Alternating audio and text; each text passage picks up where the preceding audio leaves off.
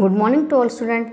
मैं पढ़ा रही हूँ 8th क्लास की सोशल स्टडी, जिसमें पार्ट ज्योग्राफी का हम सेकेंड चैप्टर पढ़ रहे थे, लैंड, वाटर एंड वेजिटेशन, जिसमें हमने कंजर्वेशन ऑफ लैंड पढ़ा। कल कंजर्वेशन ऑफ लैंड में हमने पढ़ा था कि लैंड को किस प्रकार से संरक्षित करना चाहिए, बहुत अधिक फॉरेस्टेशन करना चाहिए, प्लांटिंग करनी चाहिए और सभी जो केमिकल फर्टिलाइजर्स का जो यूज़ है बहुत ही मिनिमाइज करना चाहिए। आज हम पढ़ेंगे सोइल। सोइल मीन्स होता है मिट्टी। Soil is a very important natural resources on the earth surface which is a important for all the living organism. जो मिट्टी है वह बहुत ही मुख्य या महत्वपूर्ण नेचुरल रिसोर्स होता है, यानी कि बहुत ही महत्वपूर्ण प्राकृतिक संसाधन है पृथ्वी का, जिसके अंदर विभिन्न प्रकार के इम्पोर्टेंट यानी बहुत ही महत्वपूर्ण लिविंग ऑर्गेनिज्म जीव जंतु निवास करते हैं। The thin top most layer of the earth surface made up of weathered rock particles decade matter of plant and animals is soil. जो इसकी ऊपरी पृथ्वी की जो ऊपरी परत होती है या ऊपरी परत जो पृथ्वी की होती है वह बहुत ही मौसमी जो तत्व होते हैं, यानी कि वायु के द्वारा, वाटर के द्वारा जो रॉक्स पार्टिकल्स होते हैं, बिखरे हुए कण होते हैं चट्टानों के, और सड़े गले जो मैटर होते हैं प्लांट्स के, एनिमल्स के, वे सभी सोइल कहलाते हैं। कहने का मतलब यह है कि जो पृथ्वी का जो टॉप मोस्ट लेयर होती है, पृथ्वी की सबसे ऊपरी सतह होती है, जिसके अंदर विभिन्न प्रकार के लिविंग ऑर्गेनिज्म निवास करते हैं, रहते हैं, साथ में वह जो वेदर्ड रॉक्स के द्वारा, वेदर्ड रॉक्स पार्टिकल्स के द्वारा, कणों के द्वारा और सड़े गले पेड़ पौधों के द्वारा जो ऊपरी परत बनती है, सतह बनती है पृथ्वी की, उसे हम सोइल कहते हैं। It takes 1000 of years for soil to be formed. और इस मिट्टी को बनने में, सोइल को बनने में हजारों साल लग जाते हैं, तब जाकर मिट्टी का निर्माण होता है। It is a slow process. और मिट्टी बनने का, मिट्टी का तैयार होने का, सोइल बनने का, सोइल फॉर्मेशन का बहुत ही धीमा प्रोसेस होता है, बहुत ही धीमी प्रक्रिया होती है, जिससे कि हजारों साल उसमें लग जाते हैं, तब मिट्टी का निर्माण होता है। Therefore soil is a complex mixture of living and non-living materials, and the right mix of minerals and organic matter makes the soil fertile। इसके अलावा जो मिट्टी है उसमें विभिन्न प्रकार के लिविंग और नॉन लिविंग मटेरियल्स, यानी सजीव और निर्जीव जो चीज़ें होते हैं, थिंग्स होते हैं, सामग्री होती है, उसका इसमें मिक्सचर होता है, मिश्रण होता है।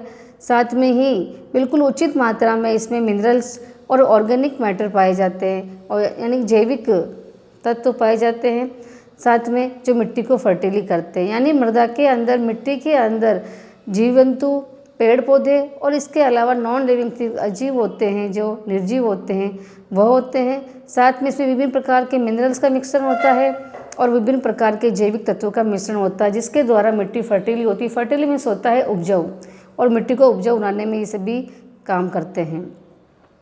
अब हम पढ़ेंगे factor of formation of soil, यानी कि मिट्टी के बनने के कौन कौन से फैक्टर है या मिट्टी को बनाने में कौन कौन से तत्व सहयोग करते हैं। They are various factor leading to the formation of soil. मिट्टी को बनने में विभिन्न प्रकार के जो फैक्टर है, तत्व है, वह सहयोग करते हैं। The various factor which lead to soil formation are topography.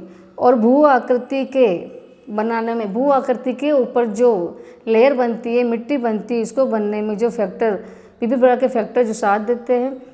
Time taken for composition, और उसमें लगने वाला समय। रोल ऑफ ऑर्गेनिक मटेरियल, साथ में उसमें ऑर्गेनिक मटेरियल है या जैविक जो मटेरियल है, तत्व है वे, and there differ from place to place. और साथ में वह विभिन्न स्थानों पर किस प्रकार से उसमें भिन्नता पाई जाती है, यानी मिट्टी के बनने में, निर्माण करने में कितना समय लगा, मिट्टी निर्माण में कौन कौन से तत्व सहयोगी है, साथ में इसमें कौन कौन से ऑर्गेनिक मटेरियल्स है, और साथ में ही वह विभिन्न स्थानों पर मिट्टी के निर्माण के बाद में प्रत्येक स्थान पर उसकी जो क्वालिटी वो भिन्न भिन्न किस प्रकार से होती है। आइए अब हम factor of formation of soil पढ़ते हैं। अब देखिए जरा, जो फैक्टर है जो सॉइल फॉर्मेशन में काम में होते हैं या सहयोगी होते हैं, उसमें पेरेंट रॉक। पेरेंट रॉक मतलब होता है जो पुराने सबसे जो प्राइमरी जो चट्टान होती है, वो जैसे हमने इग्निस पढ़ा था, इसके अंदर it determines the texture, colour minerals, chemical components, permeability. इसमें यह हम जानकारी पेरेंट रॉक से हमें ये जानकारी मालूम पड़ती है कि इससे किस बनावट किस प्रकार से हुई है, कलर किस प्रकार का, इसमें कौन से मिनरल्स है, केमिकल कंपोनेंट्स है और साथ में इसमें क्या भेद है। सेकेंड है क्लाइमेट। क्लाइमेट का प्रभाव किस प्रकार से पड़ता है सॉइल फॉर्मेशन पर। देखिए, temperature, rainfall that affect rate of weathering and humus formation. Climate यानी जलवायु, जलवायु का प्रभाव किस प्रकार से पड़ता है। जैसे टेम्परेचर यानी तापमान है, बारिश का प्रभाव है, बारिश का प्रभाव किस प्रकार से कहाँ पर पड़ रहा है वह, और साथ में ह्यूमस फॉर्मेशन। ह्यूमस फॉर्मेशन मतलब आपको पता है जो सड़े गले जो डिकेड मैटर होते हैं प्लांट और एनिमल्स के जो सॉइल में मिल जाते हैं उसे ह्यूमस कहते हैं। थर्ड है आपके relief. Slope and altitude determine soil accumulation. साथ में जो ऊंचाई होती है वो ऊंचाई और ढाल से भी हमें मिट्टी के जो संचय होने का प्रमाण मिलता है, जानकारी प्राप्त होती है। Flora, fauna and micro organism affect the rate of humus formation.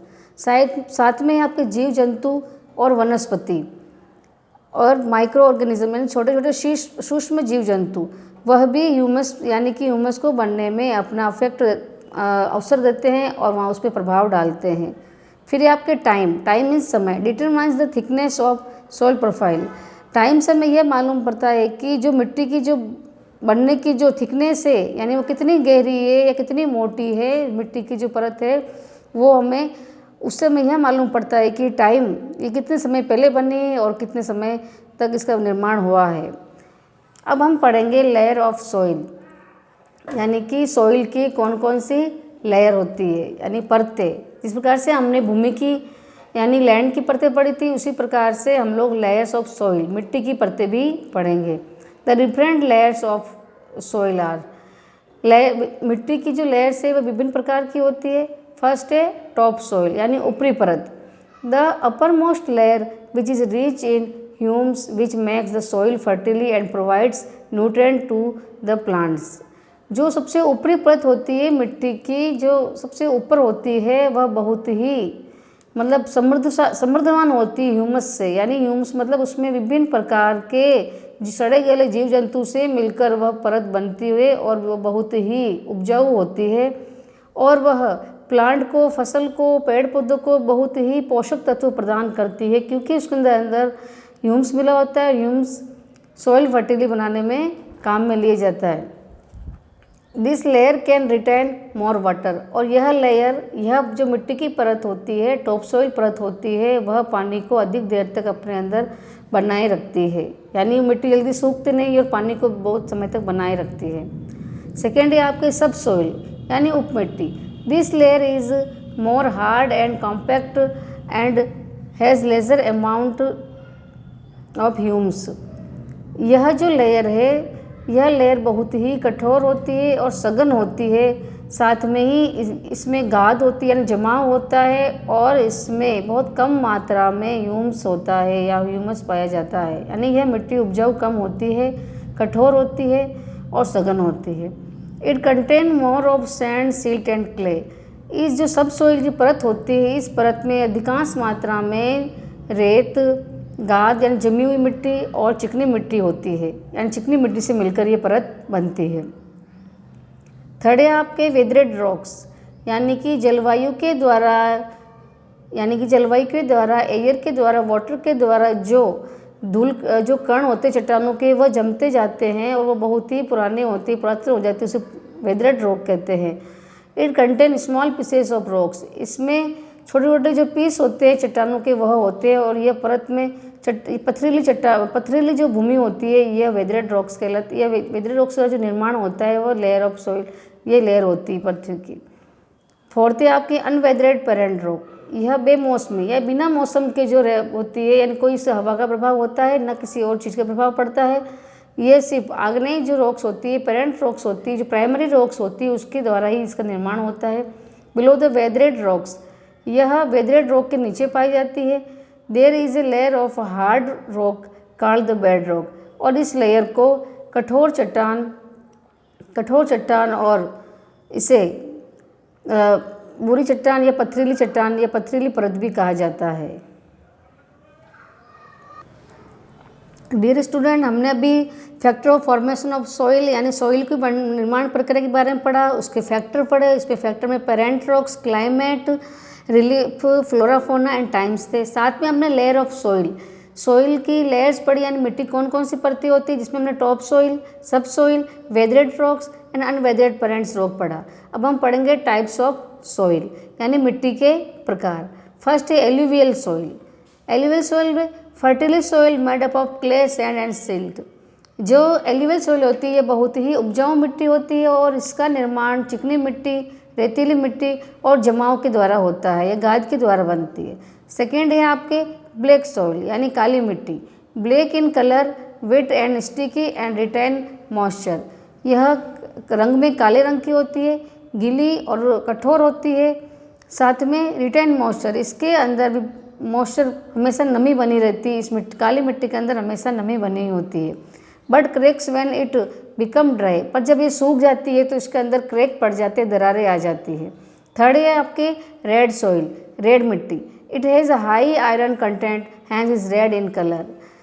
Red soil के अंदर, लाल मिट्टी के अंदर आयरन अधिक मात्रा में पाया जाता है, यानी इसमें लोहा तत्व अधिक होता है, जिसके कारण इस मिट्टी का रंग लाल दिखाई देता है। आपको जानकारी होगी कि रेड सॉइल का जो कलर रेड होता है वो रेड इसलिए होता है क्योंकि इसके अंदर आयरन की मात्रा अधिक होती है, लोहे की मात्रा अधिक होती है।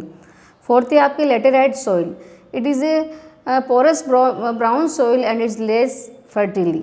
यह जो मिट्टी होती है लेटेराइट सॉइल होती है वह जर्जरी भूरी मिट्टी होती है और यह बहुत ही कम उपजाऊ होती है, यानी इसमें फसल अधिक मात्रा में नहीं लग सकती है। Desert soil. It is a loose porous coarse sandy soil. यह मिट्टी सबसे बिना अनुपजाऊ मिट्टी पाई जाती है और यह जर्जरी और मोटी मिट्टी होती है, रेतीली मिट्टी होती है।